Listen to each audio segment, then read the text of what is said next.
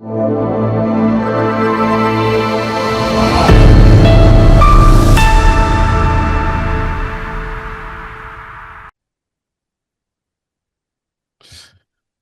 bien-aimés mon Seigneur, soyez encore une fois de plus tous les bienvenus à cette rencontre de d'enseignement ce jour mardi, le 24 juin 2025. C'est un plaisir, un honneur de se retrouver encore. Nous bénissons le Seigneur pour sa grâce qui nous a accordé. Eh ben, nous retournons à notre enseignement intitulé Les fondations de notre foi, comprendre le credo de Chalcédoine. Nous avons terminé de parler du credo de Nicée et maintenant nous sommes en train, depuis les 2 dernières séances, en train de parler du credo de Chalcédoine. Ce credo ici, nous avons expliqué pourquoi il est extrêmement important pour nous de le comprendre parce que il est intimement lié à la question de la nature de notre Seigneur Jésus-Christ. Il est important pour nous de comprendre qui est Jésus et de le comprendre selon les Écritures au lieu de nous faire des idées qui viennent essentiellement de notre imagination. Les Jésus de notre imagination ne peut pas nous sauver. Les Jésus de nos rêves ne peut pas nous sauver. C'est le Jésus de la Bible qui peut nous sauver, qui peut nous bénir et qui peut donc nous amener dans le royaume de cieux. Alors du coup, nous avons intérêt à pouvoir le connaître tel que la Bible nous le présente. Et ça, c'est très important. Sinon, notre vie, notre foi, elle sera vaine. C'est pourquoi l'apôtre Paul, vous vous rappelez dans 1 Corinthiens chapitre 15, et j'aimerais qu'on commence par là aujourd'hui. 1 Corinthiens chapitre 15, à partir du verset 1er. Nous allons lire les 3 premiers versets et vous allez vous rendre compte de l'importance de ce dont nous sommes en train de parler ici. C'est pas juste une leçon théologique ou un désir de rendre les choses sophistiquées, parlant de Chalcédoine. Non, ce n'est pas ça le désir, mais le désir, c'est de rester fidèle aux Écritures, car notre religion, c'est une religion des Écritures. C'est une religion inspirée. C'est le christianisme, c'est-à-dire la religion de Christ. Et ce Christ-là ne peut pas être connu sans les Écritures. Il ne peut pas être connu sans la révélation de Dieu qui est consignée dans les Écritures. Donc les Écritures deviennent de ce fait la sécurité de notre foi, l'enclos dans lequel notre foi est sécurisée. Donc, sans les Écritures, c'est impossible. Et remarquez ce que la Bible dit ici, c'est l'apôtre Paul qui s'adresse dans cette lettre adressée aux Corinthiens, il y a cela 2000 ans passés, dans 1 Corinthiens chapitre 15, il dit ceci, à partir du verset 1er. Je vous rappelle, frères, l'évangile que je vous ai annoncé, que vous avez reçu, dans lequel vous avez persévéré et par lequel vous êtes sauvés, si vous le retenez tel que je vous l'ai enseigné, ou je vous l'ai annoncé, autrement vous aurez cru en vain. Et écoutez, le verset 3, je vous ai enseigné avant tout, comme je l'avais aussi reçu, que Christ est mort pour nos péchés selon les Écritures, et qu'il a été enseveli, et qu'il est ressuscité le 3e jour selon les Écritures. Voilà. Et ce texte ici est vraiment important. C'est à la fois une bonne nouvelle, mais à la fois aussi un avertissement. Une bonne nouvelle parce que nous nous rendons compte de l'essence ou de la substance, de ce qui constitue l'évangile. Quand on dit l'évangile, le mot évangile veut dire bonne nouvelle, du grec evangelion, qui veut dire bonne nouvelle. Mais une bonne nouvelle n'est bonne que par rapport à une mauvaise nouvelle. La mauvaise nouvelle, c'est que nous étions perdus dans nos péchés et condamnés à mourir séparés de Dieu et ce pour l'éternité. Mais Dieu, dans son amour, car Dieu a tant aimé le monde qu'il a donné son Fils unique afin que quiconque croit en lui ne périsse point, qu'il ait la vie éternelle. Dans son amour, donc, il nous a donné le salut. Et ce salut-là, le texte le dit, Jean chapitre 3, verset 16, car Dieu a tant aimé le monde qu'il a donné les commandements. afin que quiconque obéisse à ses commandements soit sauvé. Non, c'est pas ce que le texte dit. Le texte dit, car Dieu a tant aimé le monde qu'il a donné une personne. Cette personne, c'est Jésus. Afin que quiconque place sa foi en la personne de Jésus parvienne au salut, qu'il ne périsse point, mais qu'il ait la vie éternelle. Donc Jésus, selon les Écritures, constitue le salut. Et nous l'avons dit, nous nous en fatiguerons point. C'est que le christianisme se distingue fondamentalement des autres religions parce que les autres religions nous invitent à obéir aux lois et aux commandements. Le christianisme nous invite à connaître une personne et à placer notre foi en lui. En lui, pourquoi? Mais parce que c'est lui que le Père, Dieu Tout-Puissant, qui est son Père, qui l'a envoyé pour venir prendre notre place, porter nos péchés, ainsi subir la punition de nos péchés, la condamnation qui nous revenait. C'est nous qui avions péché et qui devrions mourir à cause de nos péchés, mais Dieu a eu pitié de nous parce que c'était un Dieu de miséricorde, un Dieu d'amour. Il a envoyé Jésus pour qu'il prenne notre place, un peu comme par substitution. Il prend notre place et il nous donne sa place à lui. Sa place, c'est la place de sainteté, car il n'avait jamais commis un seul péché. Et il prend notre place de péché et donc de condamnation. Et de ce fait, il a vidé notre condamnation de tout son contenu. Et nous ne sommes plus condamnables. C'est pourquoi l'apôtre Paul dit, il n'y a maintenant donc aucune condamnation pour ceux qui sont en Jésus-Christ. Quelle bonne nouvelle! Mais ici, dans 1 Corinthiens chapitre 15, versets 1 à 4 que nous avons lu, c'est cette bonne nouvelle-là qui nous est rapportée par l'apôtre Paul, mais aussi en même temps un avertissement. Regardez, suivons dans quel terme il est en train de s'exprimer ici. Regardez, il dit, je vous rappelle. C'est un rappel. Parce que cela a déjà eu lieu. Nous avons déjà cru. Mais il nous rappelle. Pourquoi il nous rappelle? Mais parce que nous avons toujours tendance à oublier ou à nous écarter de ce qui constitue le fondement ou la base de notre salut.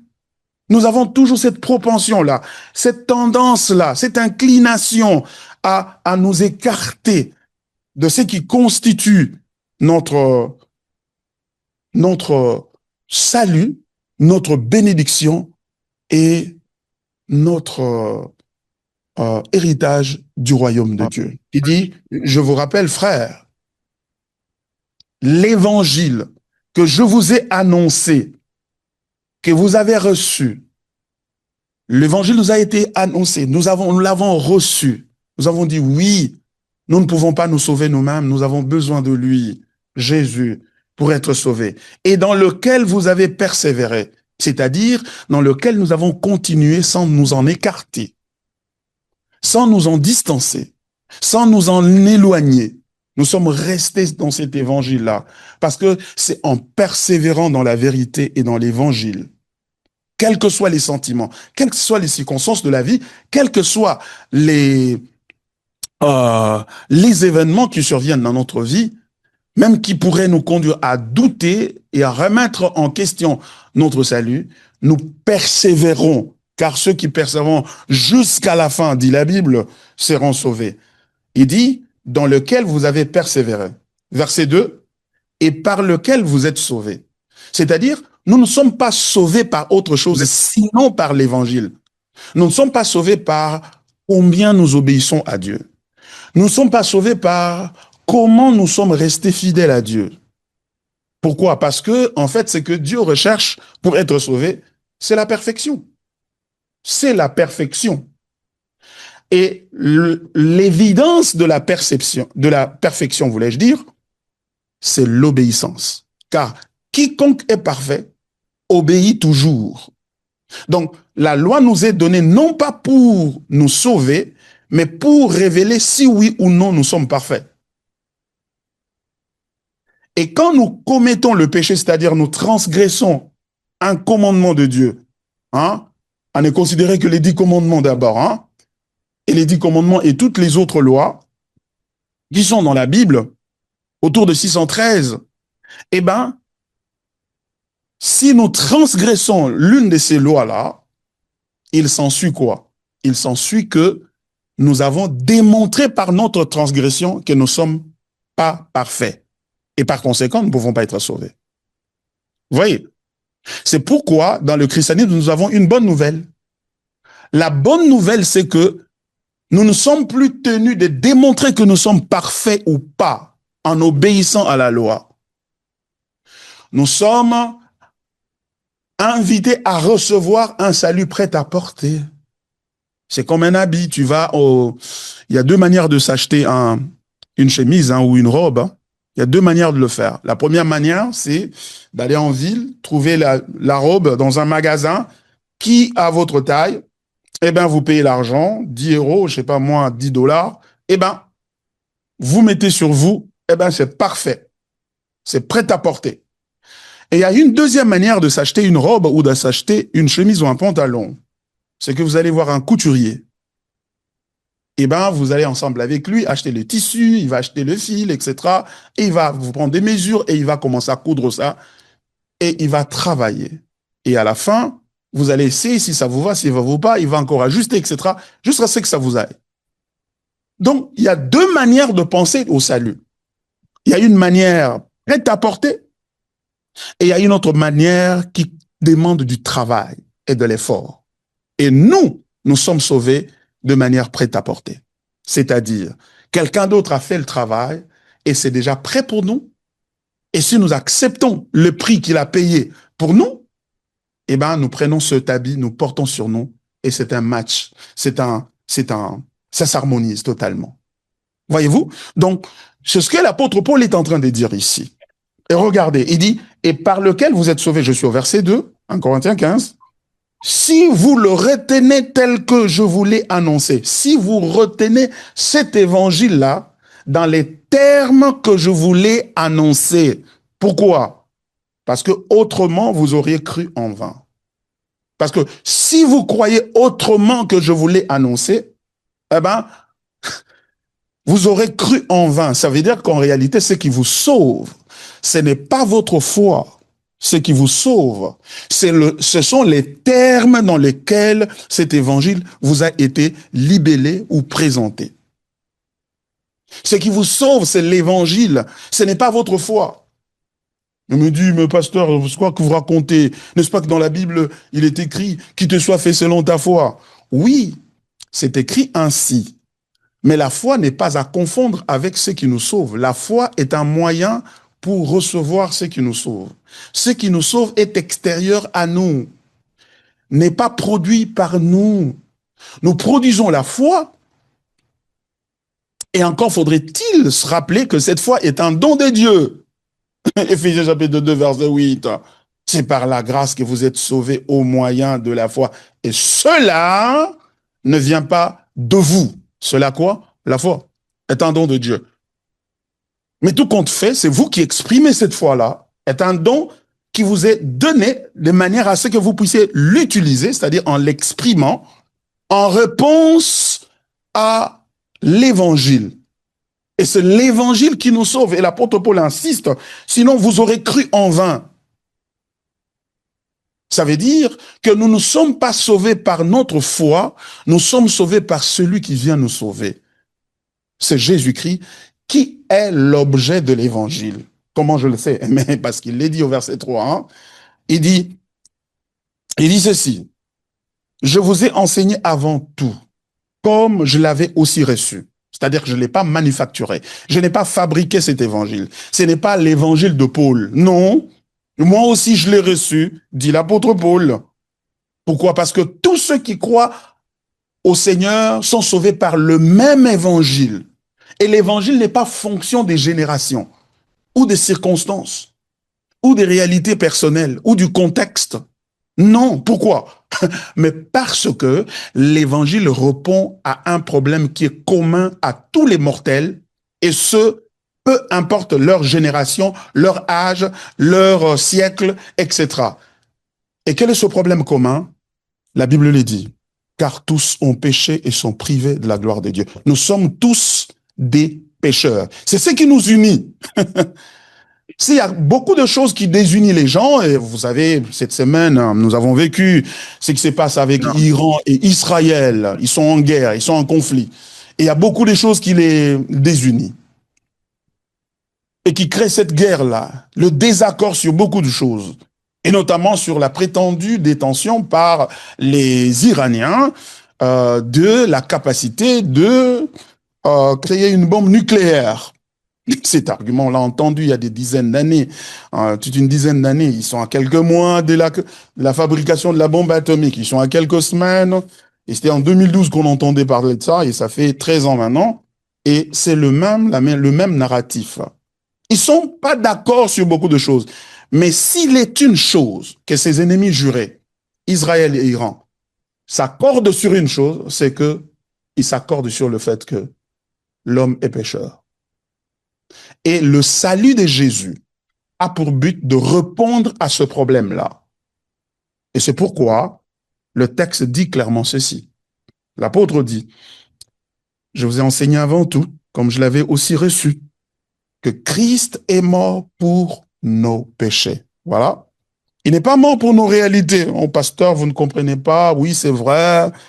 La Bible dit que nous devons être christocentriques, c'est bien, mais il y a des réalités. Nous avons certaines réalités en famille, nous avons certaines réalités au pays, etc. Les réalités sont différentes parce que ce sont les conséquences d'un seul et même problème. Le problème qui dérange le monde dans lequel nous vivons est unique. C'est un seul, c'est le péché, c'est la rébellion contre notre Créateur. C'est le rejet total de notre Créateur. Nous avons dit non à notre Créateur. Il a dit, je vous ai créé, voici ce que vous devez faire, remplissez la terre et multipliez, remplissez la terre et dominez sur toute chose, faites ma volonté, mais ne mangez pas de ce fruit, car les jours où vous en mangerez, vous mourrez. Eh bien, nous avons fait exactement ce qu'il n'a pas voulu. Conséquence, maintenant nous avons des réalités différentes. Certains sont dans la sorcellerie, les autres sont dans la faim, les autres sont dans le détournement des deniers publics, les autres sont dans l'homosexualité, les autres sont en guerre, en train de se tuer, les autres sont dans le braquage des banques, etc. Donc, les réalités peuvent être différentes, c'est-à-dire les manifestations de ce problème peuvent être différentes, mais le problème est seul et unique, c'est le problème du péché. Et à ce problème-là, Dieu n'a pas donné 36 solutions. Il n'en a donné qu'une seule. C'est Christ. Christ est mort pour nos péchés, selon les Écritures. Et qu'il a été enseveli, c'est-à-dire qu'il a été enterré. Mort et enterré. Donc sa mort a été cliniquement constatée. Il ne s'est pas évanoui et il a subi une réanimation. Eh ben, c'est la résurrection. Non, non, non. Il a été enseveli. C'était constaté. Il est mort, enseveli. Et 3 jours plus tard, c'est ce que le texte dit, et qu'il est ressuscité le 3e jour selon les Écritures. Donc, Paul est en train de dire que l'intégrité de ces faits ici, c'est-à-dire être à mesure, la discipline spirituelle ne commence pas par beaucoup prier, elle ne commence pas par éviter l'impudicité, le mensonge, ceci et cela, mais la discipline spirituelle commence par respecter les termes dans lesquels la solution de Dieu a été donnée, c'est-à-dire l'évangile de Jésus-Christ. Gardez ça, c'est-à-dire ne pas modifier ça. Et ne pas modifier ça veut dire rester fidèle à quoi? Il est dit ici, selon les Écritures. Donc, du coup, qu'est-ce qu'il est en train de dire? Il est en train de dire que l'évangile est constitué de quelque chose qui est arrivé à la personne de Jésus-Christ. Qu'est-ce qui lui est arrivé? Il est mort pour nos péchés, selon les Écritures. Qu'est-ce qui lui est arrivé? Il a été enseveli. Et qu'est-ce qui lui est arrivé? Il a été ressuscité. Il est ressuscité. Donc, l'évangile, c'est quoi? C'est la bonne nouvelle au sujet de quelque chose qui est arrivé à la personne de Jésus et qui fait que Jésus devienne notre salut. Voyez-vous? Donc, l'évangile, c'est quelque chose qui est arrivé à Jésus. Et quand la chose lui est arrivée, et c'est Jésus-là, ce qui lui est arrivé, devient le fondement de notre salut. Par conséquent, dans le christianisme, Dans le christianisme, Christ, c'est qu'il est au cœur de l'évangile, est au cœur du salut.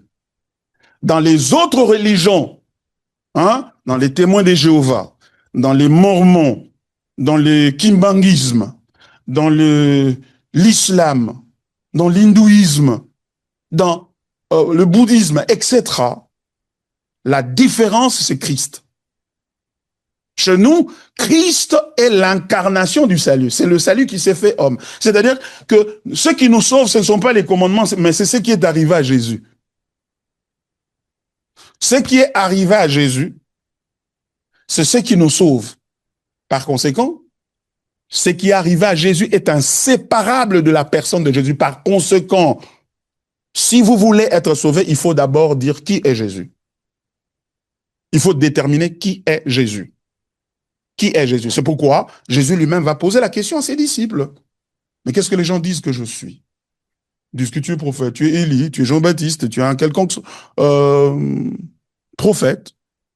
Et aujourd'hui, il y en a qui disent qu'il est le plus grand. L'islam dit que de tous les prophètes, Jésus est le plus grand, mais il n'est pas fils de Dieu. Voyez-vous? Donc, il y a des gens qui font des compliments à Jésus, parce qu'ils reconnaissent que c'est le plus populaire.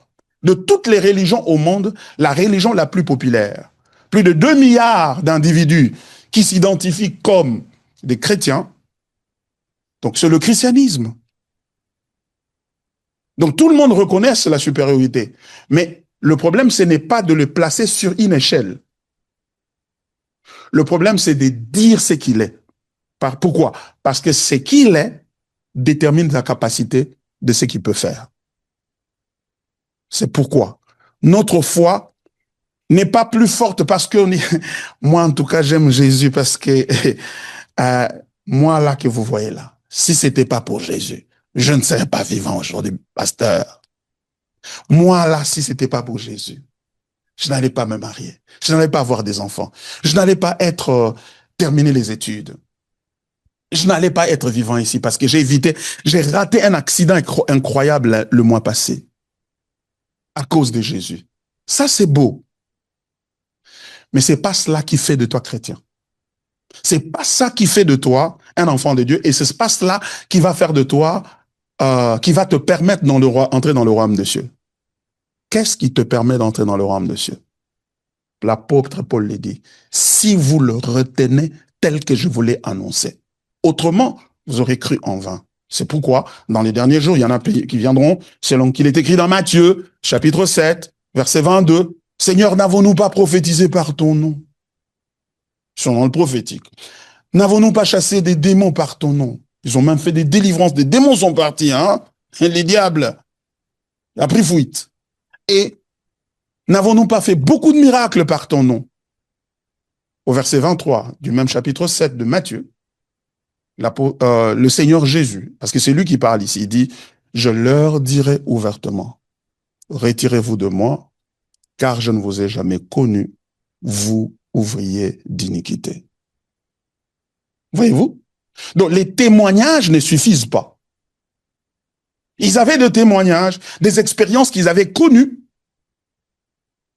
mais sont pas les expériences même des bénédictions. Mais pourquoi? Mais parce que Dieu est bon. Il fait tomber sa pluie sur le bon et sur le méchant.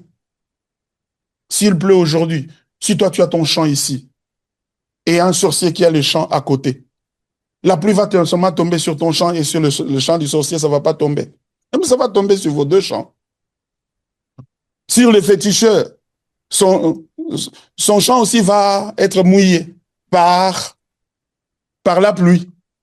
Et le soleil brille sur le bon et sur le méchant. Dieu est généreux. Il donne de l'argent, il donne des moyens, il donne des témoignages. Et alors là, ce qui fait notre christianisme, ce n'est pas le témoignage. Mais qu'est-ce qui fait notre témoignage? Ou qu'est-ce qui fait notre christianisme? C'est la connaissance de l'identité de Christ. C'est pourquoi ce credo sont importants que nous sommes en train d'étudier. Alors, pour revenir à ce credo, alors, nous en sommes au credo dit de Chalcédoine. Nous avons tenté d'expliquer ce qu'il en était. Nous avons expliqué, nous avons lu le texte du credo lui-même et nous avons parlé des 4 négations cruciales que présente ce credo. Quand on dit credo, qu'est-ce que ça veut dire? Credo veut dire confession de foi, c'est-à-dire ce en quoi je crois. Credo veut dire, ça vient du mot credere en latin qui veut dire je crois. Donc un credo, c'est une affirmation de ce qu'on croit. Donc quand je dis voici moi ce que je crois que Jésus-Christ est le Fils de Dieu et il est Dieu, il est mort, il est ressuscité. Ce que je dis là, c'est un credo. Donc ça n'a rien à voir avec la théologie. Oh non, pasteur, mais ça sont des trucs de théologiens. Nous avons faim. Nous n'avons pas de moyens de transport. Moi, je cherche un mari. Moi, je cherche des enfants. Moi, je cherche un boulot, etc. Le boulot, tu peux l'avoir. Toutes ces choses-là, tu peux les avoir. Mais si tu ne connais pas Christ, tu n'auras pas le royaume de Dieu. Donc, tu as intérêt à t'asseoir et à réfléchir sur ces choses ici. Et c'est ce que nous sommes en train de faire. Nous sommes intéressés par Jésus. Mais pourquoi? Mais parce que nous voulons l'adorer, hein? Pasteur, nous voulons l'adorer. Un instant. Je m'excuse, j'ai un chauffage ici qui est en train de me brûler. Voilà, je l'ai éteint. Alors, c'est important pour nous de pouvoir connaître ces choses. Nous avons dit il y a 4 négations. Le credo ici, c'est-à-dire cette affirmation de foi, dit que il n'y a pas de confusion entre les 2 natures de Jésus. C'est-à-dire ça, le credo de Chalcédoine, disons-le peut-être comme ça, porte sur les 2 natures qui sont dans la personne de Jésus. Jésus est le Fils de Dieu qui est devenu un être humain. Alors la question c'est que s'il est Dieu, il est devenu un homme, un être humain, un homme. Alors, on a vu qu'il était un homme parce que il est né de sa mère et puis il a grandi, les gens qui étaient avec lui l'ont vu et nous avons des écrits qui parlent de lui et finalement de tout ce qu'il a vécu. Ça, on a la garantie qu'il est un homme. Mais là où ça pose le problème, c'est qu'il est Dieu. Et le credo de Nicée que nous avons étudié nous a démontré qu'il est, sur la base des Écritures, qu'il est Dieu. Même si les musulmans ne sont pas d'accord, ils disent que non, Dieu n'a pas un enfant, Dieu n'a pas de fils. Dieu est un seul, il n'a pas de fils. Nous disons notre Dieu, c'est un Dieu qui a un fils. Ça veut dire qu'il y a 2 dieux différents. Le vôtre n'a pas de fils, le nôtre a un fils, donc ce sont 2 dieux différents. C'est clair.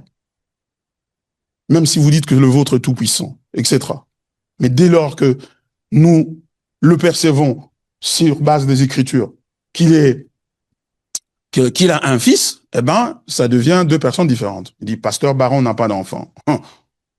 Et si vous demandez à Flore, elle va vous dire que non. Pasteur Baron a 3 enfants. Un garçon et 2 filles. Alors, il s'agit de 2 pasteurs Baron alors. Parce que les 2 réalités ne peuvent pas être ensemble. Donc, le credo de Nicée a réglé ce problème-là, qu'il est Dieu. Il est Dieu. Et maintenant, le problème, c'est que le credo de Chalcédoine pose un autre problème sur lequel, c'est que, mais s'il est Dieu, s'il est homme, comment les 2 natures fonctionnaient en lui? C'est ça. C'est ce dont nous sommes en train de parler. Parce que cette question-là des combinaisons de 2 natures a posé problème à certaines personnes. Et le gars dont nous sommes en train de parler ici s'appelle Eutychès. C'est ça son nom. En 448, il a initié cette doctrine ici, dans laquelle il est en train de dire, il est en train d'affirmer que non, écoutez, Jésus est Dieu, mais il n'est pas vraiment un homme comme nous autres. Pourquoi? Parce que sa nature divine a été absorbée sa nature divine a été absorbée, que dis-je, sa nature humaine a été absorbée dans sa divinité. Ça veut dire quoi? Il dit que c'est comme une goutte de miel. Une goutte de miel. On voit le miel là qui est sucré, quoi. vous prenez ce goutte de miel-là, vous jetez ça dans l'océan. Qu'est-ce qui va arriver? Cette goutte-là va être absorbée. Elle est là, mais elle est absorbée. Et qu'est-ce que vous voyez? Vous voyez plus l'eau. Vous voyez plus l'océan. Donc, Jésus était là. Il paraissait comme un homme, mais n'était pas un homme. Il était Dieu. Et ce type Étiquette a dit ça sur base d'un certain nombre de textes bibliques de fondement. C'est-à-dire que la question, on se pose, comment il est arrivé à affirmer ça? Parce que ça créait une controverse. Ça créait une discussion, un débat. Hein, les autres personnes ont dit non, c'est pas vrai. Et il y en a qui ont dit que c'était vrai. Il y a eu même un concile à Éphèse en 449. Un concile, c'est-à-dire une grande réunion des évêques, des pasteurs, disons-le comme ça, pour que nous puissions comprendre, dans la ville de Éphèse, toujours en Turquie, et qui, au cours de laquelle on a affirmé que Étiquette a raison. Et ça créait un tollé de protestation dans le reste de l'Empire romain, c'est-à-dire dans les églises qui étaient éparpillées dans l'évangile, dans l'Empire romain. Les autres évêques n'étaient pas d'accord. Alors c'est ainsi qu'en 451, on a regroupé à peu près 520 évêques, des représentants des différentes régions où il y avait des églises. Parce que rappelez-vous, quand vous lisez les Actes des Apôtres, vous voyez comment les apôtres ont répandu l'évangile dans l'Empire romain, et ils ont prêché et ils ont créé beaucoup d'églises. Et après eux, nous sommes déjà en 400 ici, c'est-à-dire ils sont déjà morts. C'est autour de l'an 100 que le dernier apôtre est mort. Autour de l'an 100 que le dernier apôtre est mort. Donc les apôtres sont déjà morts et les églises continuent à se multiplier. Et dans chaque région, comme un peu on dirait à Kinshasa, ou à Paris, ou à Bruxelles, eh ben, on aurait un évêque qui supervise toutes les églises qui sont dans cette ville-là. Alors, tous ces évêques dans l'Empire romain était très grand, ça englobait une partie de l'Afrique, le nord à l'Afrique du Nord, toute l'Europe occidentale et l'Europe occidentale, et une partie de l'Asie. Donc, c'était une grande étendue, et il y avait beaucoup d'églises, Et les évêques se sont rencontrés dans une ville qu'on a appelée Chalcédoine. Donc, quand on dit credo de Chalcédoine, on pourrait dire credo de Kinshasa, credo de Paris. Donc, ça n'a rien de théologique là. Chalcédoine veut dire seulement la ville là où on a tenu cette réunion. Mais pourquoi cette réunion-là est importante? Mais parce qu'elle porte sur la nature de Jésus. Parce que si ce que Étiquette avait dit avait été approuvé par les autres, ça allait affecter l'évangile et affecter ainsi la vie de chrétiens et la vie des églises. C'est pourquoi c'était une controverse importante. Mais pourquoi? Mais parce que dans le christianisme, c'est la personne de Jésus qui est au centre de tout. Nous ne sommes pas comme les autres religions. Les autres religions, ce qui est au centre, c'est une moralité. C'est-à-dire un ensemble de choses à faire, à ne pas faire. Ne tuez pas, ne volez pas, ne faites pas ceci, ne faites pas cela. Faites plutôt ceci, priez 5 fois, priez 15 fois, faites ceci, faites cela, etc. Vous voyez, ce qui est au centre des autres religions, c'est ce à quoi les hommes sont invités à obéir. Dans le christianisme, ce qui est au centre, c'est la personne de Jésus. Par conséquent, si cette personne de Jésus est mal conçue, c'est-à-dire les termes aussi de l'évangile sont biaisés, sont falsifiés, sont perturbés, et par conséquent, nous ne pouvons pas être sauvés. Donc c'est pour cela que tout l'Empire, toutes les églises de l'Empire devaient se rencontrer et statuer sur cette question-là. Donc c'est une question importante. Donc c'est pas comme aujourd'hui, un prophète se lève le matin, il s'autoproclame, et puis bon, voilà, il fait de miracles, les gens le suivent parce qu'il fait de miracles, et ce qu'il dit devient parole de l'évangile.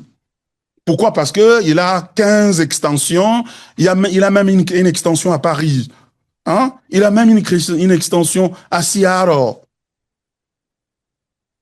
C'est un grand pasteur, il a un cortège de 4 voitures lorsqu'il se déplace.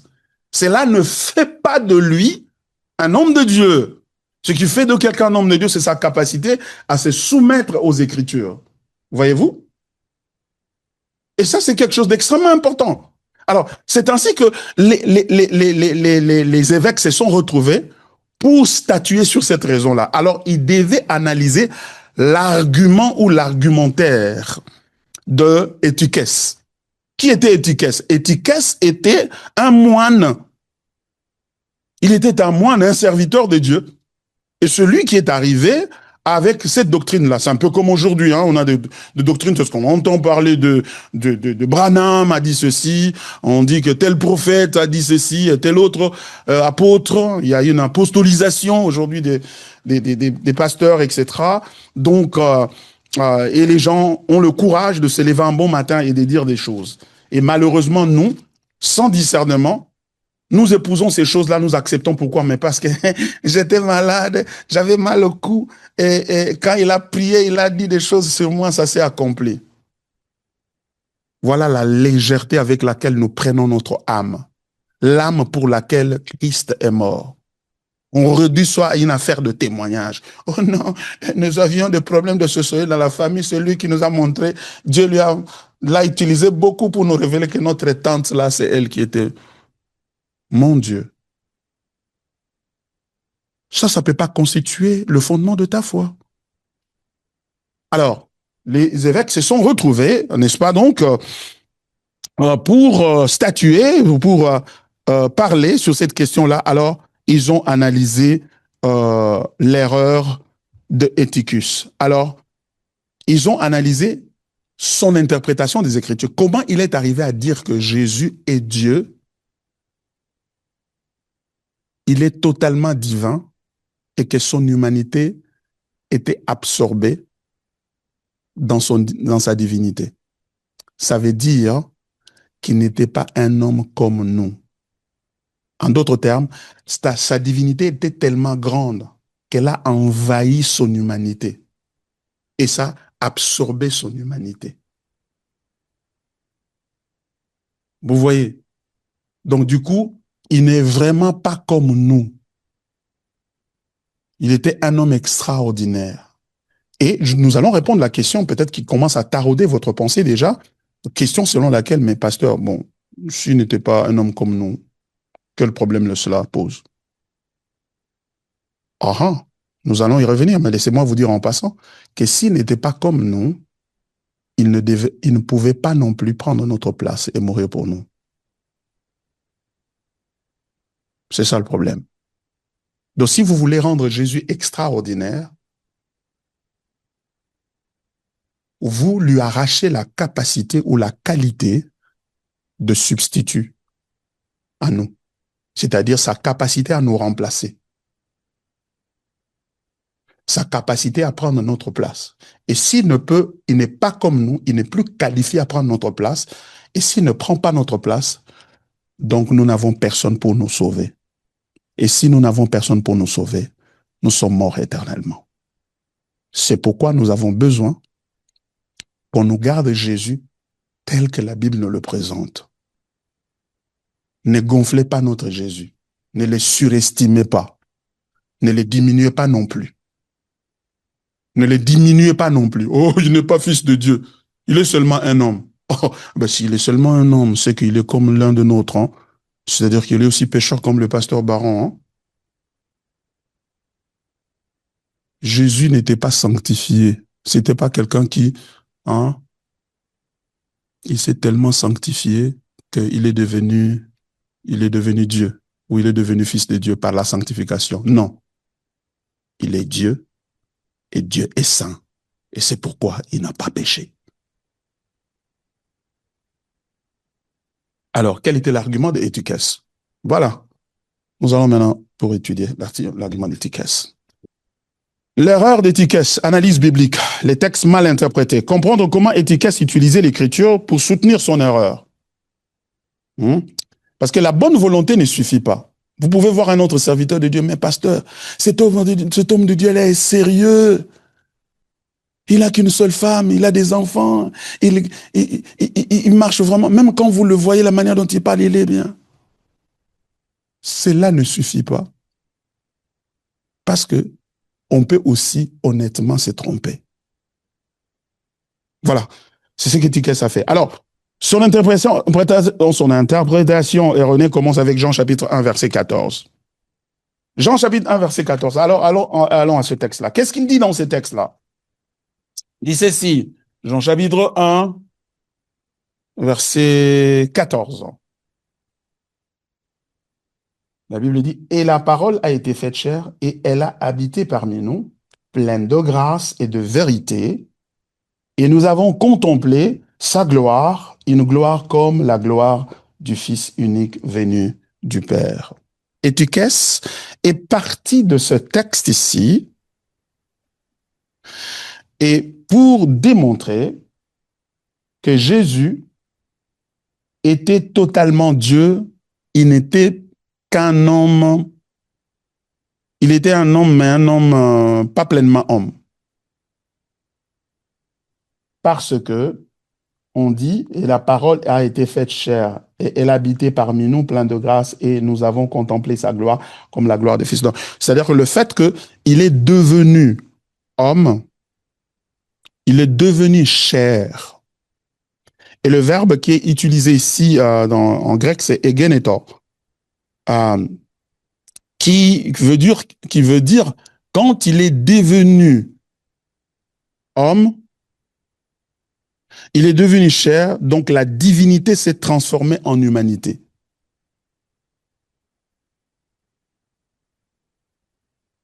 C'est-à-dire, lui qui était Dieu, quand il devient homme, c'est-à-dire que sa divinité s'est transformée en humanité.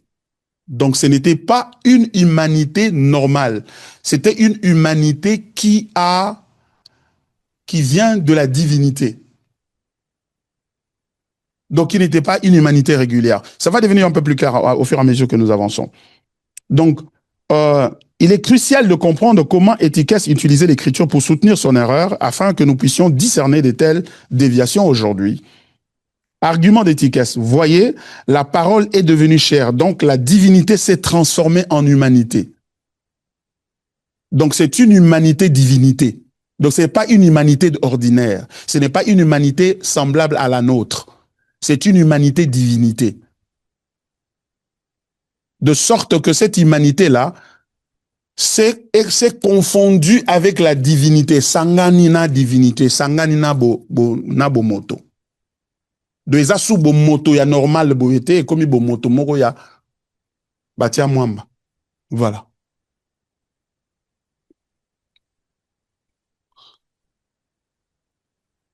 Donc c'est une humanité qui n'est pas une humanité ordinaire. Réfutation biblique. Comparé avec celui qui n'a point connu le péché, il a fait devenir péché pour nous. 2 Corinthiens chapitre 5 verset 21 dit, celui qui n'a point connu le péché, il a fait devenir péché pour nous.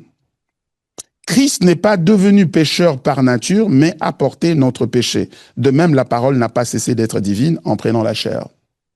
Le contre-argument à son interprétation de Jean chapitre 1 verset 14 vient de 2 Corinthiens chapitre 5 verset 21 qui dit « Celui qui n'a pas connu le péché, il a fait devenir péché pour nous. » Il est devenu péché pour nous. Donc Christ n'est pas devenu pécheur par nature, mais a porté notre péché. C'est-à-dire quand on dit qu'il est devenu péché, ça veut dire que ça ne veut pas dire qu'il est devenu un pécheur. C'est-à-dire qu'il a cessé d'être saint. Non. Le fait de devenir n'a pas modifié son essence, sa substance. Ça n'a pas modifié ça. Donc, de la même manière, quand il est devenu homme, il n'a pas cessé d'être Dieu. Donc, l'absorption de l'humanité dans sa divinité n'a pas modifié sa divinité. Et par conséquent, ça n'a pas mélangé les deux. Vous voyez, par exemple, comme j'ai donné l'exemple la fois dernière, j'ai dit, vous avez de l'eau et du sucre. Vous prenez le sucre, vous mettez dans l'eau.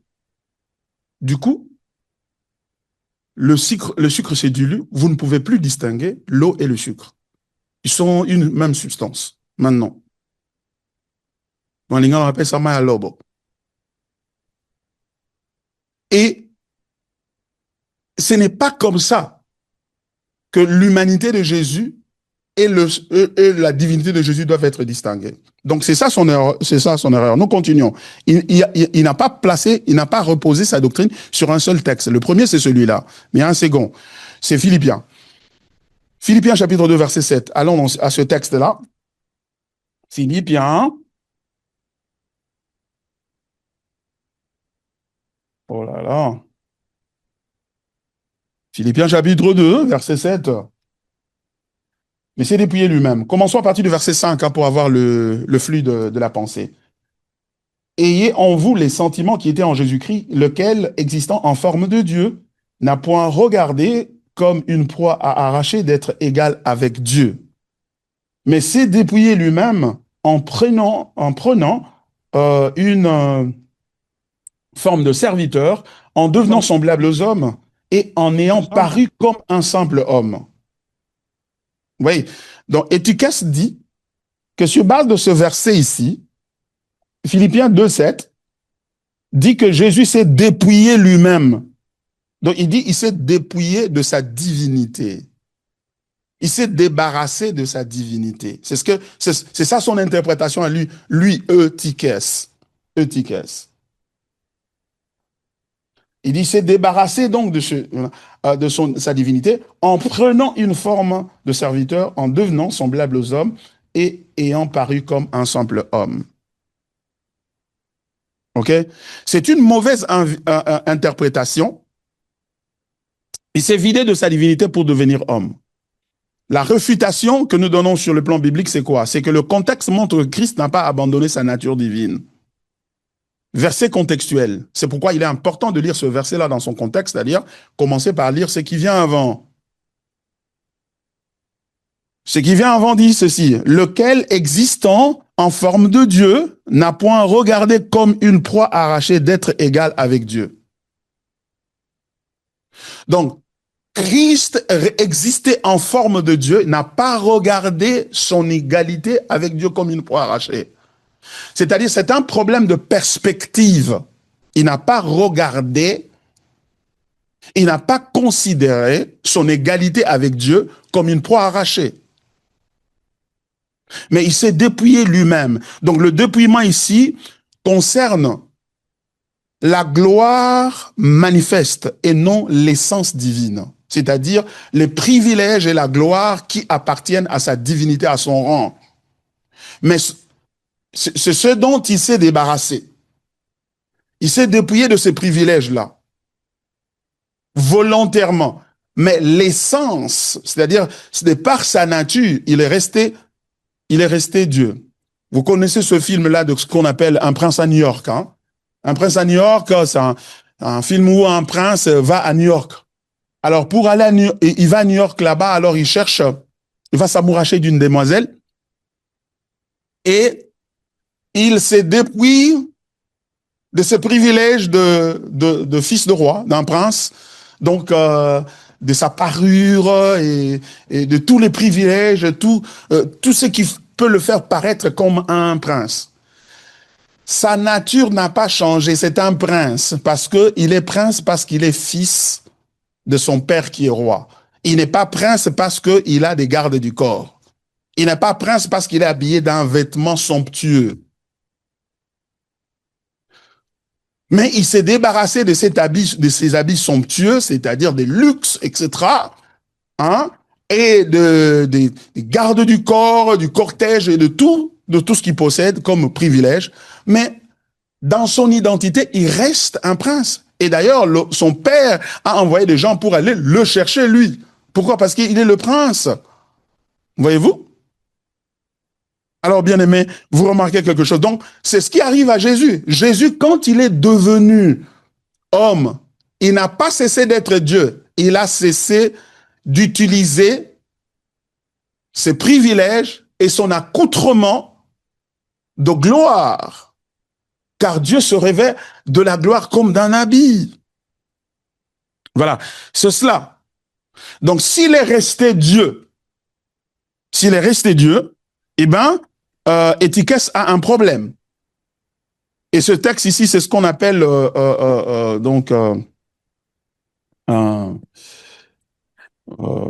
Lisons d'abord le troisième texte qu'il utilise. L'erreur d'étiquette qui vient aussi de Jean chapitre 10, verset 30. Donc, Étiquette ne s'est pas réveillé le matin, il a dit seulement, non, écoutez, Jésus est Dieu, donc il n'est pas homme comme tout le monde. Non. Il a lu la Bible et il l'a interprété. Et maintenant, nous sommes en train de voir les textes qu'il avait utilisés.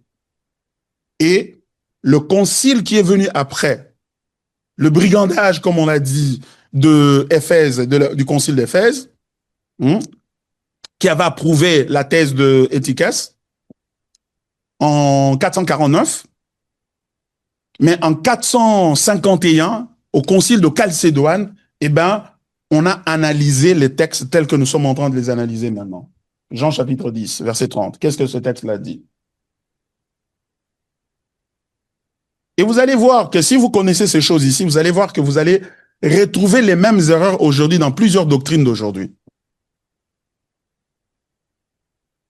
Donc, beaucoup de doctrines, beaucoup de récits qui sont véhiculés aujourd'hui ne sont qu'une sorte de recyclage, de notre sorte de recyclage, des erreurs anciennes qui reviennent.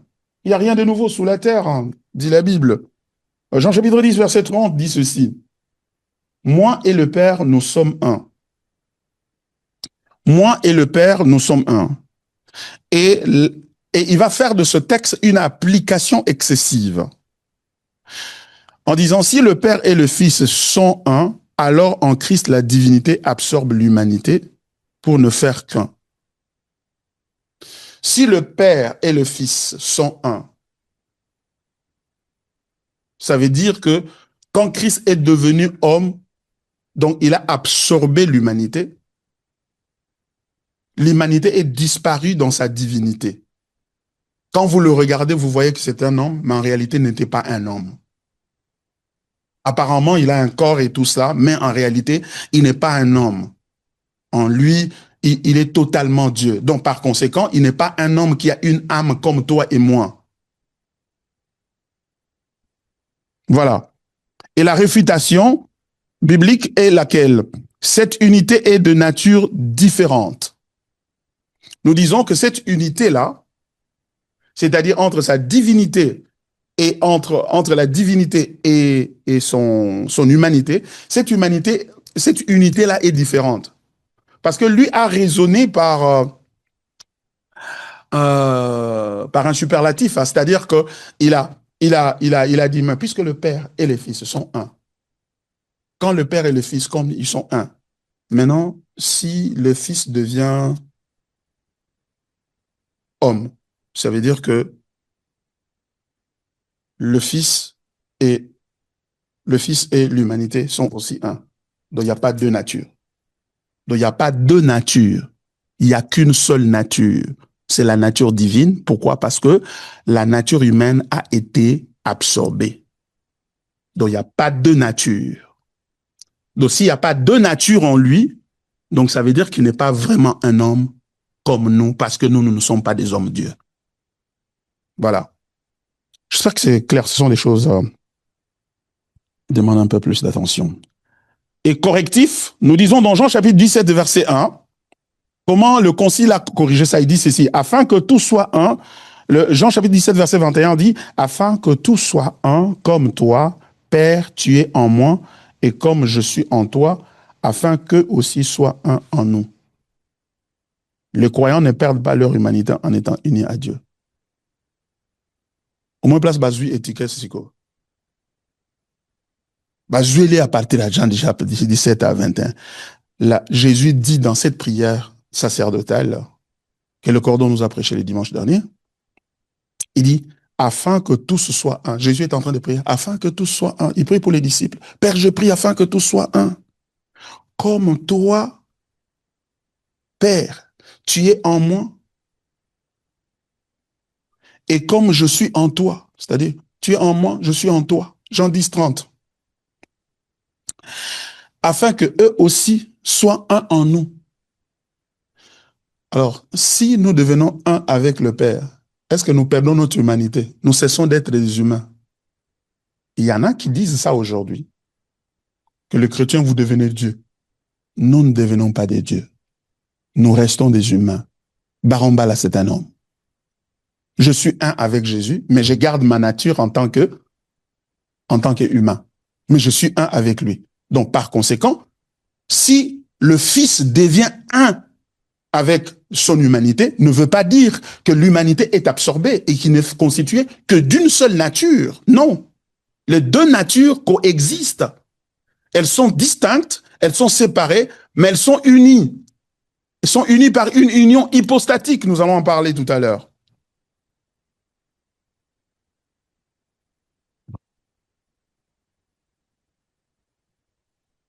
Donc vous comprenez que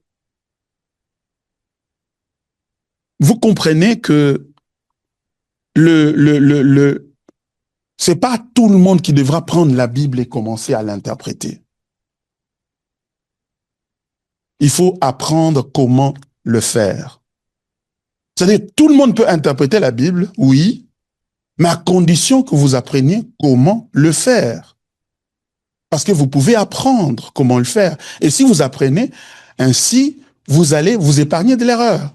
Et vous ne pouvez pas apprendre à interpréter la Bible en négligeant tous ceux-là qui nous ont précédés, depuis la Pentecôte jusqu'à aujourd'hui, et vous considérez comme unique et spécial, et que Dieu vous parle, lui, directement à vous, quand vous allez à la montagne à la montagne à Kinshasa ou à Paris ou je sais pas moi à Rome. Non. Vous devez considérer ceux qui nous ont précédés. C'est pourquoi nous étudions le credo de Chalcédoine. Parce que ceux qui nous ont précédés ont fait un travail. Dieu les a utilisés. C'est de cela que Éphésiens parle, chapitre 4, verset 11. Il a donné les uns comme apôtres, les autres comme prophètes, les autres comme évangélistes, les autres comme pasteurs, les autres comme docteurs. C'est-à-dire, il nous a donné les uns comme apôtres. Quels apôtres? Ceux qui, au premier siècle, étaient des apôtres. Et c'était fini. Il nous a donné aussi des prophètes qui ont travaillé en ces temps-là. Et après ça, il nous a donné des enseignants, des docteurs, des évangélistes et des pasteurs. Et nous devons considérer le rapport. Alors, nous disons ceci, les textes que Eutychès négligeait. D'abord, la distinction maintenue après l'incarnation. C'est-à-dire que quand Jésus s'est incarné, la parole est devenue chair, il est devenu un être humain, la distinction entre les deux natures sont maintenues. Il n'y a pas absorption. Car il y a un seul Dieu, dit la Bible dans 1 Timothée chapitre 2, verset 5, car il y a un seul Dieu et aussi un seul médiateur entre Dieu et les hommes, Jésus-Christ, homme. Vous voyez, regarde ce que le texte dit. Le texte dit ceci, car il y a un seul Dieu et aussi un seul médiateur entre Dieu et les hommes, Jésus-Christ, homme. Donc il est resté homme. L'incarné est resté homme. Il n'a pas perdu sa nature humaine dans le processus d'incarnation.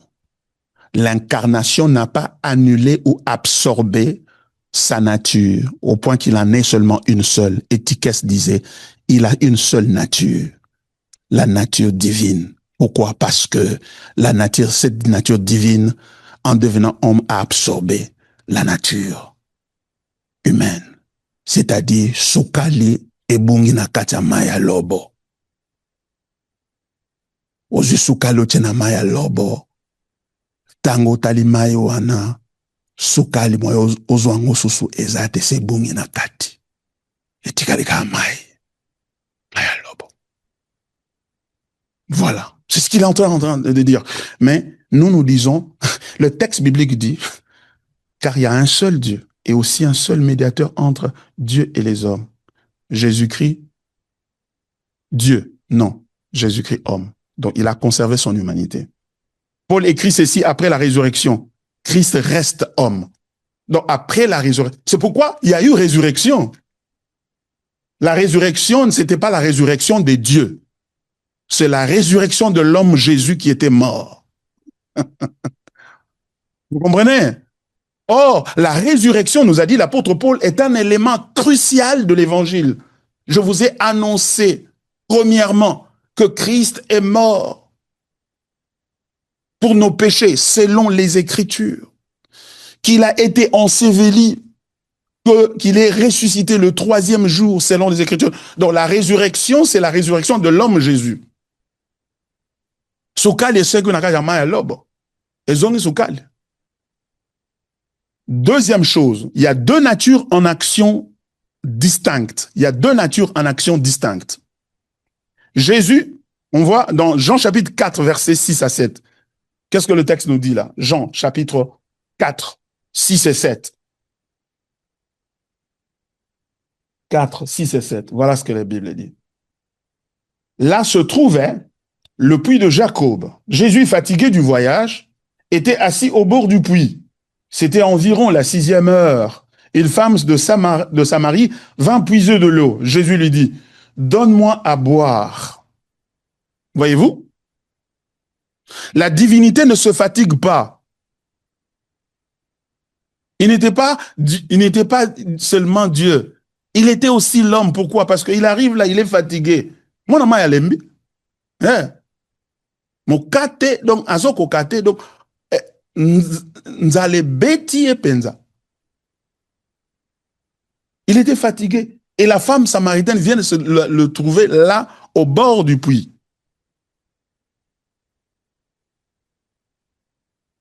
Il avait soif, il avait faim.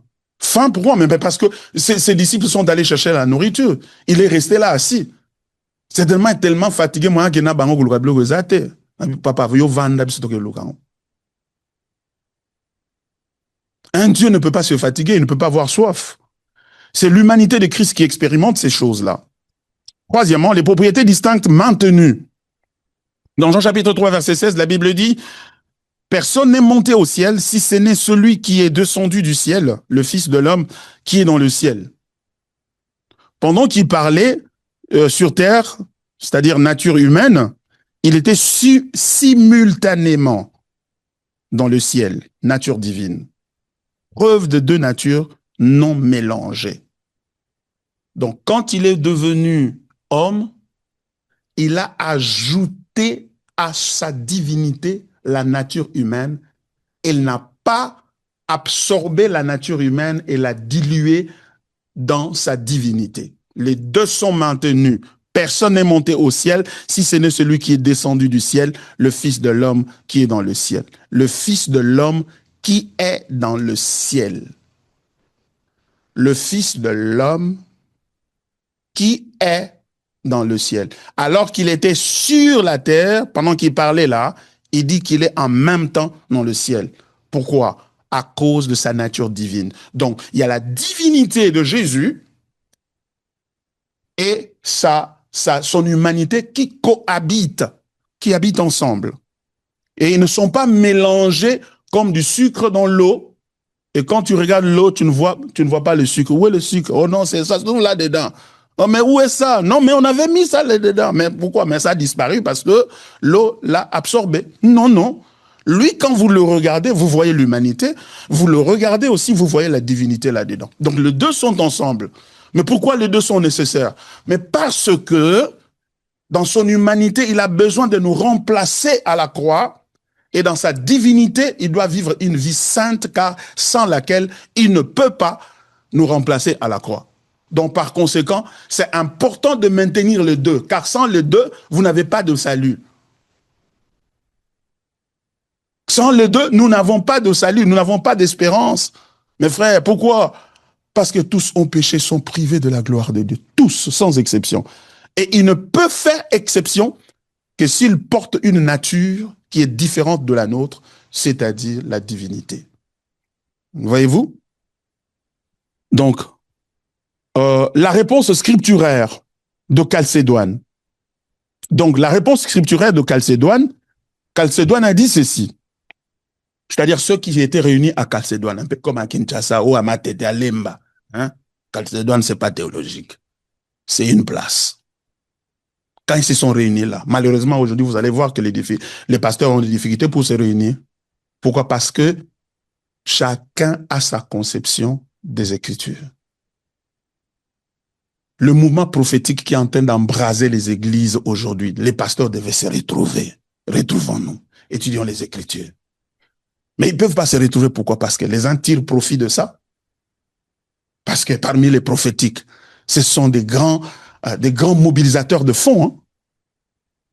Quand ils viennent ici, même, est-ce que vous pouvez croire que dans cette église, nous pouvons avoir $5,000 là, ce soir? C'est peut-être difficile d'imaginer, mais si un prophète vient ici, vous allez voir que $5,000 peuvent sortir d'ici. Ah, il dit, mais il y avait 5,000 ici, on ne savait pas. Mais pourquoi? Parce qu'ils sont forts dans la mobilisation des fonds. Et les pasteurs ont besoin de ça. Du coup, on est partagé à cause des intérêts du cœur et non le désir de préserver la foi et préserver le royaume de cieux, préserver l'évangile de Jésus-Christ. C'est ça le danger aujourd'hui. Bien-aimés dans le Seigneur, pensez-y. Hein? C'est vraiment important de réaliser ces choses. D'abord, nous disons la réponse scripturaire de Chalcédoine. D'abord, les deux natures sont sans confusion. Elles restent distinctes. Thomas lui répondit, « Mon Seigneur et mon Dieu ». Dans Jean chapitre 20, verset 28. Thomas touche à l'homme les plaies et confesse Dieu. Les deux réalités coexistent sans se mélanger. Parce que quand on a dit à Thomas, écoute, oh non, mais il est ressuscité. Non, à moins que je touche là où on l'avait crucifié, là où les clous, si je touche à ça, then, non, on dit, je ne veux pas croire si je ne touche pas ça. Et quand Jésus apparaît, il dit, mon Seigneur, mon Dieu. Il appelle Seigneur, Maître, et il appelle son Dieu, les deux au même moment. Sans changement, chaque nature garde ses propriétés. Quand les deux natures viennent ensemble, aucune des natures n'est altérée, n'est changée. C'est-à-dire, la coexistence des deux natures ne change ni sa divinité, ni son humanité. Son humanité reste vraie et totale et pure, et sa divinité reste aussi totale et pure. Dans Hébreux chapitre 13, verset 8, la Bible dit « Jésus-Christ est le même hier, aujourd'hui, éternellement. Sa divinité n'a pas changé et son humanité reste vraie. » Donc, il est le même hier, aujourd'hui, éternellement. Dans Hébreux chapitre 4, verset 15, la Bible dit « Car nous n'avons pas un souverain sacrificateur qui ne puisse compatir à nos faiblesses. Mais nous avons celui qui a enduré toutes choses, mais qui n'a point péché, qui a été tenté de toutes les manières, mais qui n'a point péché. » Et nous allons voir le bénéfice de ces choses ici, que je suis en train d'abord d'expliquer ici sur le plan scripturaire. Nous allons voir ça de façon pratique, parce que vous pouvez dire, mais pasteur, de façon pratique, le problème avec eux, ne soyons pas pressés d'aller dans la pratique. Ne soyons pas pressés, parce que la précipitation d'aller dans la pratique trahit notre approche utilitaire à Dieu. C'est-à-dire que ça trahit notre désir d'instrumenter, d'utiliser Dieu. Ce qu'il est ne nous intéresse pas, mais ce qu'il peut faire pour nous, c'est ce qui nous intéresse le plus. Allons dans la pratique. Et en pratique, alors, ça veut dire quoi? Mais pourquoi tu es pressé d'aller en pratique? Parce que ce qu'il est ne te fascine pas. Ça ne t'impressionne pas. Mais ce qu'il peut faire pour toi, c'est ce qui t'impressionne. Mon Jésus nangai, nzambaba genou nangai. Il n'est pas le Dieu de tes genoux, hein. Voilà. Deuxièmement, sans division, une seule personne. La Bible dit dans Actes chapitre 20, verset 28, « Veillez donc sur vous-même et sur tout le troupeau sur lequel le Saint-Esprit vous a établi avec pour paître l'église de Dieu, qui s'est acquise par son propre sang. » L'église de Dieu, virgule, qui s'est acquise par son sang. Vous entendez ça? Je répète, l'église de Dieu qui s'est acquise par son sang. Dieu a un sang? Oui. En Christ, Dieu a le sang parce qu'il est à la fois Dieu et humain. C'est ça. Dieu par son sang. Donc la personne divine a versé le sang humain. Une personne a deux natures, ce Christ-là. Sans séparation. Les deux sont unis, ne sont pas séparés. Parce que s'il y a séparation, du coup, il y a deux personnes. Il y a la personne de Dieu et il y a la personne divine. Donc en Jésus, il y aurait deux personnes. Et nous verserons dans ce qu'on appelle le nestorianisme, c'est-à-dire un gars qui s'appelait Nestor. C'est pourquoi il faut faire très attention à la manière dont vous donnez le nom des enfants. Il y a des gens qui s'appellent des Nestor jusqu'à ce jour. Oh, Nestor, c'est un hérétique. Et son hérésie, c'est quoi? Il a dit qu'en Jésus, il y a deux personnes. Dans ce corps-là, existaient deux personnes. C'est comme quelqu'un qui est schizophrénique, hein. Parfois, il parle avec une certaine personnalité. Après, il parle, parfois vous le voyez, il est très gentil. Hein, du coup, il devient très méchant. C'est comme s'il y avait deux personnes qui étaient en lui. Deux personnalités. Non, Jésus n'avait pas deux personnes en lui. Il c'était une seule personne, mais qui a deux natures. Vous voyez? Et ces deux-là sont séparés, ne sont pas séparés. Ils sont, voilà, bipolaires, voilà. Je crois que c'est, merci Flore. C'est un bipolaire, voilà, qui va d'un pôle à un autre. Voilà. Je crois que c'est mieux. C'est pas schizophrénique, c'est bipolaire. Bipolar. Voilà. Sans séparation. Donc, car en lui habitait corporellement toute la plénitude de la divinité. Colossiens chapitre 2, verset 9. Donc, en lui habitait corporellement toute la divinité. De façon physique, toute la divinité, elle est là. Donc, il y avait le physique et il y a la divinité. Donc, il est humain et divin au même moment, sans séparation, uni. Donc, le verbe habite est au présent, l'union continue éternellement. Donc, ce qui veut dire que c'est Jésus-là, quand il s'est incarné, il a ajouté à sa divinité une autre nature. Il a ajouté à sa divinité une autre nature, la nature humaine, et depuis là, il reste éternellement comme ça. Jésus restait éternellement comme ça. Et ça, c'est ce qui est beau, parce que ça veut dire que quand il est ressuscité comme un homme, et il est monté au ciel comme un homme et comme Dieu au même moment. Donc, quand il est assis à la droite du Père, donc ça veut dire que dans la divinité de Dieu, il y a l'introduction de l'humanité là-dedans. Et ça, c'est une espérance pour nous, pour savoir que non, nous sommes sûrs que nous aussi, nous serons unis à lui. Pourquoi? Parce que Jésus aurait pu se débarrasser de sa nature humaine. C'est-à-dire, il ressuscite et puis, bon, après, il dit, bon, je n'ai plus besoin du corps, je suis mort pour vous, je pars dans la divinité, vous sauvez là-bas. Non, non, non, non. Il est mort, il est revenu à la vie, et puis il est monté comme être humain, divin au même moment. Il est allé offrir le sang à son Père, et quand le Père a accepté ça dans le tabernacle éternel et parfait, et il s'est assis à la droite du Père. Et ça, c'est la preuve que nous aussi, nous allons nous asseoir à côté du Père en Christ. C'est pourquoi ne sois pas triste pour ce que tu n'as pas. N'aie pas l'impression que tu es venu accompagner les gens sur la terre ici. Tu dis, mais pasteur, moi je ne fais que souffrir, même ma vie. Je ne connais même pas ma mère, je ne connais même pas mon père. Je n'ai même pas d'espoir. Chaque fois, ma joie est toujours courte. Je me réjouis pour un court moment et après, tout de suite après, il y a quelque chose qui vient me rappeler que je suis toujours un malheureux. Pourquoi le malheur s'attache à moi? La souffrance s'attache à moi. La joie, Dieu ne veut pas te donner la joie en te donnant la bénédiction que tu cherches. Parce que cette bénédiction-là qu'il te la donne, que ce soit de l'argent, un mari, que ce soit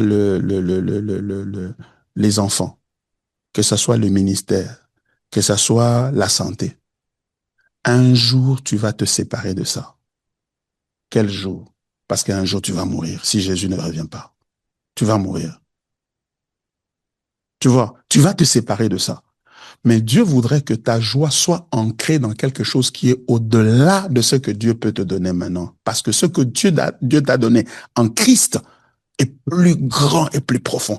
C'est pourquoi tu dois prier. Et l'apôtre Paul disait, il priait pour les Éphésiens. Il dit, je prie. Oh, j'aime cette prière-là, je vais la retrouver. Hein? Il est en train de dire, dans Éphésiens chapitre 1, verset, à partir, à partir du verset 15, il dit, c'est pourquoi moi aussi, je vais clôturer par là, vous laissez poser des questions. C'est pourquoi moi aussi, ayant entendu parler de votre foi au Seigneur Jésus et de votre charité pour tous les saints, écoutez, je ne cesse de rendre grâce pour vous, faisant mention de vous dans mes prières. Pourquoi? Verset 17. Afin que le Dieu de notre Seigneur Jésus-Christ, le Dieu de notre Seigneur Jésus-Christ, celui-là qui est devenu homme, le Père de gloire, vous donne un esprit de sagesse et de révélation dans sa connaissance. Et c'est pas fini. Il y a deuxième chose. Et qu'il illumine les yeux de votre cœur pour que vous sachiez quelle est l'espérance qui s'attache à son appel. Quelle est la richesse de la gloire de son héritage qu'il réserve aux saints? Et quelle est envers nous qui croyons l'infinie grandeur de sa puissance se manifestant avec efficacité par la vertu de sa force? Waouh!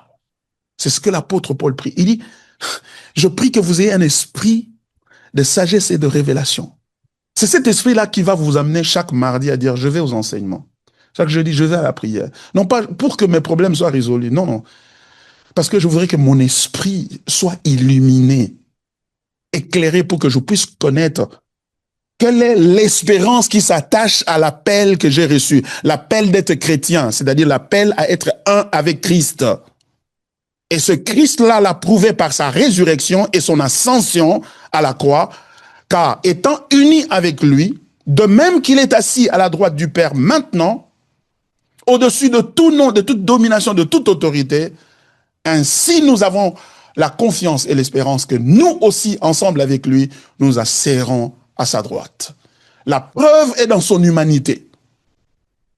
C'est pourquoi, après sa résurrection, il a mangé avec ses disciples. Il n'était pas seulement ressuscité. Non, ça c'est le spirituel. Ils étaient en train de fermer les yeux, le voir dans les... Non, non, non, non, non. Il leur apparaissait comme ça. Ils ont parlé, ils ont mangé. Thomas avait envie de le toucher dans son humanité. C'était tellement évident qu'il a dit non, mon Seigneur, mon Dieu. Il a adoré. Il a adoré. Ils ont mangé. Jésus est allé au ciel avec le poisson dans son ventre. Il a mangé. Il est avec les autres. Frères, nous avons l'espérance. Ne vous laissez pas décourager par ce que vous vivez. Ne vous laissez pas décourager par ces joies éphémères. Mais priez et priez ce soir, dit Seigneur, que mon cœur se tourne vers toi. Que ma foi soit placée en toi. Pour ce que j'ai et ce que j'ai manque, je te loue. Je te loue pour ce que j'ai. Parce que, crois-moi, il y a des gens qui n'ont pas ce que tu as. Mais pasteur, je n'ai rien. Mais justement, il y a des gens qui n'ont rien.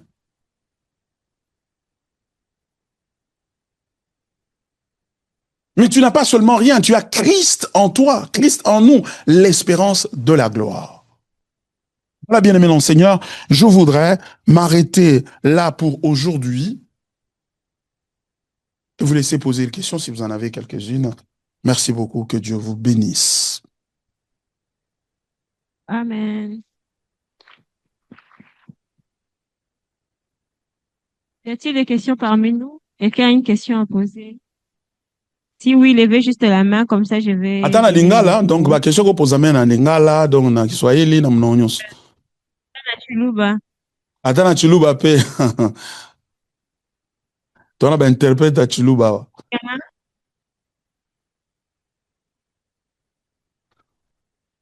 Apparemment, En tout est ligne, y bien a-t-il des compris, hein. questions? Tout le monde a bien compris, hein? Ah, ça c'est intéressant, aujourd'hui, il n'y a pas de questions, hein? Même en ligne. Même Y en a-t-il ligne, je vois quelqu'un? pas de questions, je vois des commentaires. Carmel Nomba qui dit, mais qu'est-ce que c'est beau, la parole de Dieu est belle et profonde. Amen. Amen. Yeah. Maman Jodel dit, l'évangile, c'est quelque chose qui est arrivé à Jésus et ce quelque chose constitue notre salut. Ce qui est arrivé à Jésus est inséparable de la personne de Jésus. Yeah! Et ce qu'il est détermine ce qu'il peut faire. Donc, donc, pour être sauvé, il faut dire ce qui est Jésus. Yeah! Il faut dire qui est Jésus. Merci pour cette explication simple de l'évangile. Yes! C'est ça. Et les diables ne peuvent pas nous avoir. Il y a quelqu'un en ligne qui voudrait poser la question, c'est le frère Carmel Ndomba. Frère Carmel, allez-y si vous êtes là. Et je vois qu'il y a aussi une autre question. Il y a plutôt maman Oui, Je peux pasteur. Marcel qui faire dit une question. merci, merci pour l'enseignement, c'est très clair pour moi. Ok, merci maman Marceline. Allez-y mon frère Carmel. Oui, pasteur. Juste une petite question. Yeah. Comme on l'avait vu pour le credo de Nicée, on avait vu les dangers de pouvoir prendre certaines illustrations pour expliquer la nature trinitaire de Dieu parce que ça ne correspondait pas à la réalité. Alors, j'ai vu tout à l'heure, peut-être que je n'ai pas bien compris au moment où vous en avez parlé, dans le diapo, j'ai vu une illustration du fer. Est-ce qu'il n'y a pas aussi ce même danger-là à ce niveau? C'est juste ça. Je voulais savoir. Merci. L'illustration du fer, hein? Non, il n'y a pas ce danger dans ce contexte ici parce que la similitude entre cette illustration du fer dans le feu est que les deux gardent leur substance. C'est-à-dire, vous prenez le feu, vous prenez le fer, vous le jetez dans le feu, il brûle, mais le fer ne devient pas le feu et le feu ne devient pas le fer. Les deux gardent leur nature. Dans ce contexte ici, l'illustration est bonne parce qu'elle permet de voir la conservation de deux natures dans cette union-là. Donc l'union ne conduit pas à une dilution ou une altération d'une nature au profit de l'autre ou vice-versa. Vous voyez, donc dans ce sens-là, il n'y a pas de danger parce que le point de comparaison est clair et d'ailleurs renforce la compréhension de cette séparation dans le contexte de la cohabitation, la coexistence de la nature divine de Christ et sa nature humaine. Donc les deux viennent ensemble, elles restent séparées, elles ne sont pas confondues euh, et, euh, euh, et cette illustration le montre de plus belle. Voilà, c'est ce que je peux dire là-dessus. Alors, voilà. Cela dit, nous allons, voilà, il y a un autre question. Bonsoir, pasteur. Vu que nous ne sommes pas sauvés par les œuvres ou la loi, est-ce pour autant que nous devons vivre dans le péché? Absolument non. Absolument non, Flore.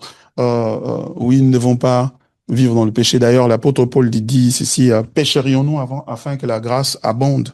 Il répond en disant, non, loin de là. Nous ne devrions pas pécher. Hein, pourquoi? Mais parce que la grâce de Dieu, source de salut pour tous les hommes, Timothée, où est ça? Tite, chapitre 2. Tite, chapitre 2.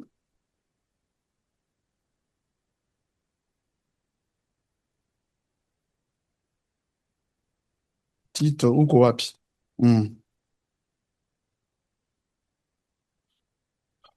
Tite. Tite est juste à côté ici. Voilà, il est là. Chapitre 2, à partir du verset 11, elle dit ceci. Parce qu'il y a certains qui abusent de la grâce, qui disent, non, écoutez, nous sommes dans le temps de la grâce, puisque Jésus est mort pour nos péchés passés, présents et futurs, eh bien, puisqu'il est déjà mort pour nos péchés, nous sommes déjà pardonnés même pour les péchés que nous n'avions pas encore commis. Donc, du coup, si nous les commettons, eh ben, nous sommes déjà couverts donc par Jésus de cette manière-là. Eh ben, ça, c'est une séduction très subtile dont il faut prendre conscience. Le texte nous permet de refuter cette distorsion-là ou cette hérésie. Il dit ceci, car la grâce de Dieu, je suis dans Tite chapitre 2, verset 11, car la grâce de Dieu, source de salut pour tous les hommes, a été manifestée.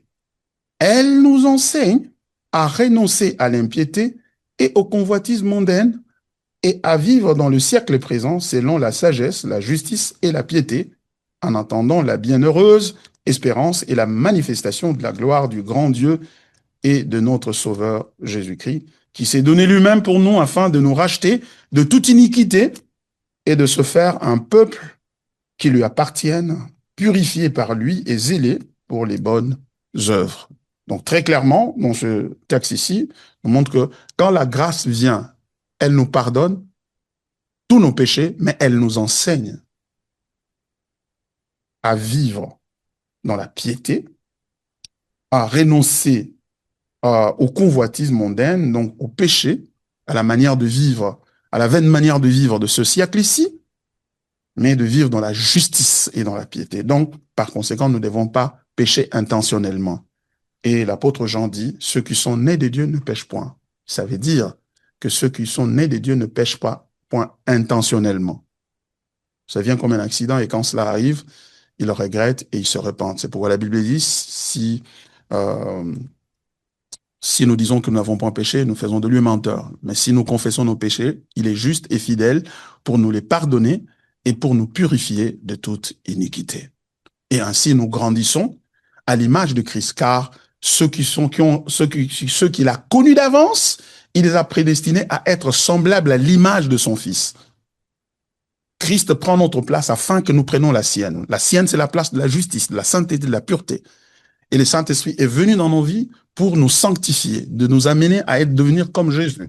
Donc, on ne peut pas en même temps vouloir devenir comme Jésus et en même temps pécher délibérément sous prétexte que nous avons été pardonnés et que nous sommes dans les temps de la grâce. Donc, ce message-là, c'est en fait le message de ce qu'on appelle l'évangile de la grâce extrême. C'est une distorsion monumentale de la grâce et un abus donc de la grâce. Voilà ce que je peux dire là-dessus. Et quelqu'un dit, mon cœur tressaille en ce moment, que Dieu vous garde encore, pasteur. Oh, merci mon frère Babi. Merci beaucoup. Merci. Allez. Y a-t-il une question encore dans la salle? Oui, Ok, non. on va prendre la dernière. Hein? Merci beaucoup pour la parole. Uh-huh. Au vieux de voir moi que Christ avait deux natures, nature humaine et celle qui est divine. La Bible nous dit encore que à Dieu, il n'y a ni changement ni ombre de corruption. C'est-à-dire, Dieu ne perd jamais ses actes. Alors, que dites-vous à ceux qui peuvent croire que la nature divine avait souffert à la croix? Parce que Dieu ne souffre pas. Parce que la Bible dit de le glorieux et bienheureux Seigneur. Est-ce que la divinité avait-elle souffert à la croix ou c'est seulement sa nature, ou c'est seulement dans sa nature humaine qu'il avait souffert? Je ne sais pas si la question est bien comprise. Non, non, très bien comprise, mon frère. Très bien. Merci. Merci, c'est une bonne question. Alors, je reprends de la manière suivante. Christ il a vécu à cause de l'union de ces deux natures en une seule et même personne. Il a vécu tout ce qu'il a vécu, il a expérimenté en tant qu'homme-dieu. Il ne l'a pas seulement expérimenté dans une nature et sans l'autre. Donc, il a expérimenté les deux, toutes les situations et toutes les circonstances, y compris les souffrances de la croix, en tant que Dieu homme. Cependant, c'est dans sa nature humaine qui était au front dans cette circonstance-là qu'il a le plus vécu cette réalité-là. Mais sa nature divine n'est pas restée indifférente de ce qu'il était en train d'endurer. Mais c'est sa nature humaine qui a la capacité de réagir à la souffrance, qu'il nous a démontré l'expérience qu'il a vécue à la croix. En tant qu'être humain, il a pleuré, il a enduré la souffrance, il a crié, il a fait tout ce qu'il a fait là. Parce que à cause de cette nature-là qu'il était en train de porter. Mais était-il affecté aussi dans sa nature? C'est-à-dire, est-ce que la mort a tué sa nature divine? Non. Il n'est pas mort comme Dieu. Il n'est pas mort dans sa divinité. Il est mort dans son humanité, donc, dans ce sens-là. Donc, Christ a subi la mort dans son humanité. Cependant, sa divinité n'est pas restée indifférente. C'est-à-dire quoi? Ça veut dire que il pouvait s'attrister. Il n'était pas joyeux quand il était en train de vivre cette expérience-là. Il était attristé aussi dans son être, dans son âme, par cette expérience-là, hein, par cette expérience-là. Mais il n'était pas tué dans son existence intérieure. Qu'est-ce qui s'est passé? J'ai perdu les gens de qui dans la salle? Apparemment. Apparemment, je les ai perdus. Je ne sais pas qu'est-ce qui s'est passé là-bas, un problème d'électricité ou quoi. Ce sont des choses qui arrivent là-bas. Alors, voilà. Je ne sais pas si quelqu'un d'autre a une autre question. Euh,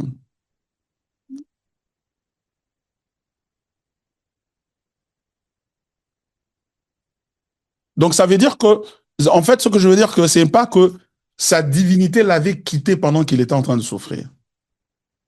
Pendant qu'il était à la croix, la divinité ne l'a pas quitté. Et que c'était l'humanité qui était là seulement en train de souffrir. Non. Il souffrait comme Dieu homme. Comment? Eh bien, c'est mystérieux. C'est mystérieux.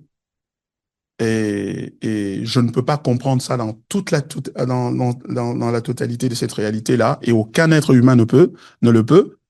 Mais ça ne veut pas dire pas que, parce que je ne peux pas comprendre ça dans la totalité, que cela n'est pas vrai. Ou voilà. Il est resté Dieu jusqu'à la fin. Oui, maman Marla, il est resté Dieu jusqu'à la fin de sa mission sur Terre. Hein. Voilà. Il n'a pas cessé d'être Dieu. C'est un peu ce que le docétisme dirait. Hein. Le docétisme, c'est une hérésie aussi qui vient, enfin, docétisme qui vient du verbe dokeo en grec qui veut dire sembler. Ça veut dire que Jésus semblait être Dieu, mais en fait, qu'il ne l'était pas. Donc, du coup, quand le docétisme dit que quand il est mort là, donc c'est le corps de Jésus qui est mort, donc Jésus n'était plus là. Non, il était là. Il était là pleinement Dieu, pleinement homme. Comment? Comme ça. Donc, ce qui veut dire que quand on dit qu'il est devenu péché, c'est-à-dire que le péché, notre péché, lui a été imputé.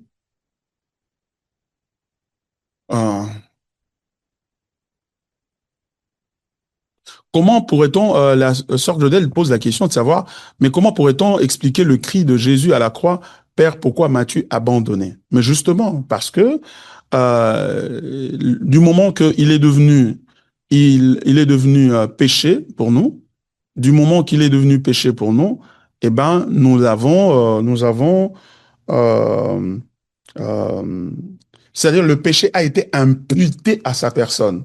Il n'est pas devenu essentiellement, c'est-à-dire de par son essence, il ne s'est pas mué en péché. Le péché a été imputé, notre péché a été imputé à lui. Alors à ce moment-là, Dieu ne pouvait pas communier avec lui. Donc c'est pour cela que la Bible, Jésus parle de l'abandon du Père, dans ce sens-là. Voilà ce qu'on peut dire là-dessus. Les autres sont revenus. Je crois que c'est déjà la prière. Alors, je vais vous laisser prier, clôturer le moment, ma sœur Stella. Allez-y.